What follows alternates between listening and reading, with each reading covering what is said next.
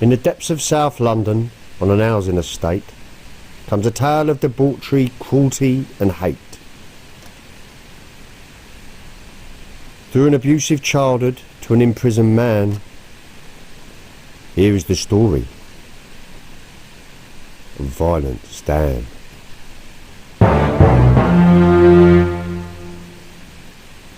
Born to abominable parents, Doreen and Stan Sr., he was destined to have a cold-hearted demeanour.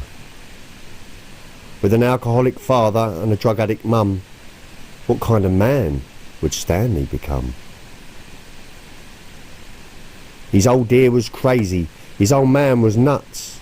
They used poor Stanley's head to stub out their butts, taking out all of their anger, their rage and their pain on the one that was bottom of the household food chain. From 5 years old onwards, he would fight on the streets, smashing windows for fun and stealing kids' sweets. He would spit, he would swear, be in trouble all the time, heading straight for a life of violence and crime. His father would beat him with an old walking stick and accuse him of being low, useless and thick. And if mother interrupted or dared intervene, he would turn and shout, "Do you want some, Doreen?"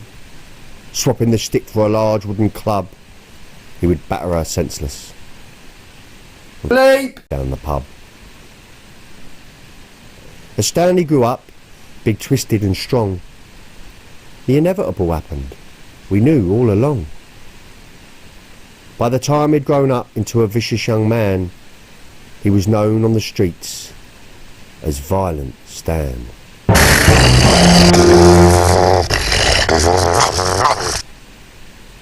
The frail and the weak were his favourite prey, spotting an old pensioner out for the day. Struggling along with the bag she was lugging, she would to become the victim of Stanley's first mugging. Stood in a doorway having planned his attack, he showed her no mercy and jumped on her back. The old girl took flight and flew off her feet, sprawling her shopping all over the street. And just as she thought things couldn't get worse, Stan gave her a kick and said, "Give us your purse."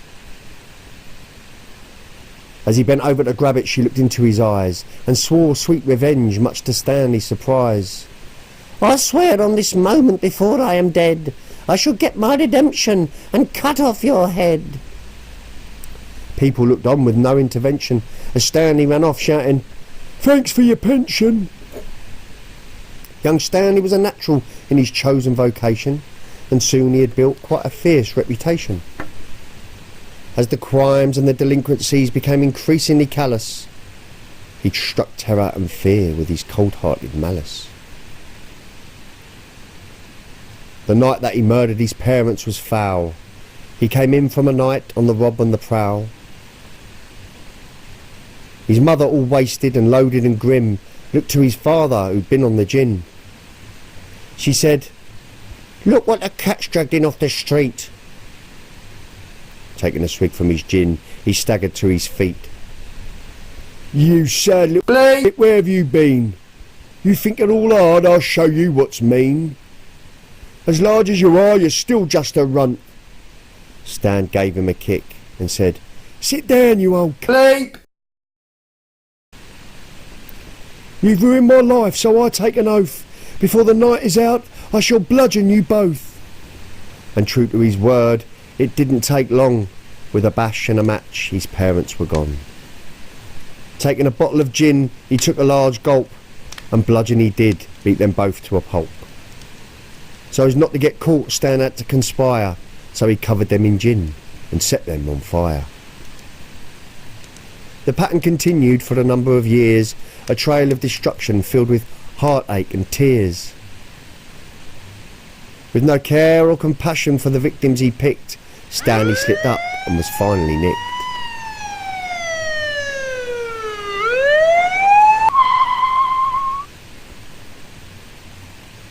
He was formally charged with a string of offences, all headed with words such as mindless and senseless.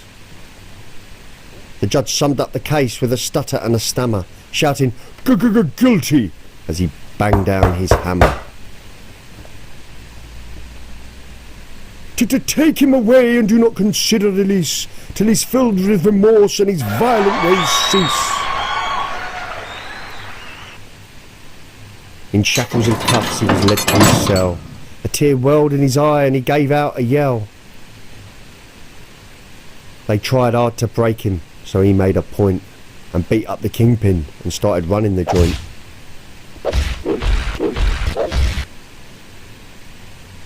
More hardened and nasty than ever before, Stan was finally released, and as he walked through the door,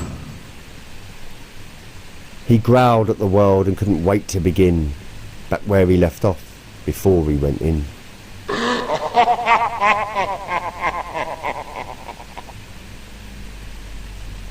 Ridding the world of this ungodly pest was a state of affairs that would soon be addressed.